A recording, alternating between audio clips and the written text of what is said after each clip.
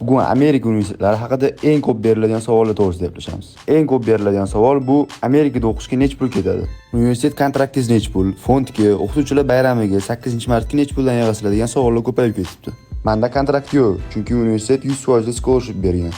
Turar joy va ovqatlanishimga pul to'lasam bo'ldi. Lekin bu degani bemalol o'qimasdan yuraversa bo'ladi degani emas. Chunki baholaringiz 325 dan tushib ketsa, berilgan scholarshiplarning hammasini universitet olib qo'yadi. Ikkinchi ko'p beriladigan savol bu: IELTSdan tashqari SAT sertifikati kerak bo'ladimi? Bir xil universitetlar uchun bu sertifikat required, ya'ni usiz qabul qilishmaydi. Lekin bir xillari uchun optional. Topshirib qo'ysangiz yaxshi, topshirmasangiz hech nima qilmaydi. Meni ham o'qishim shunaqa bo'lgani uchun SATni jo'natib o'tirmadim.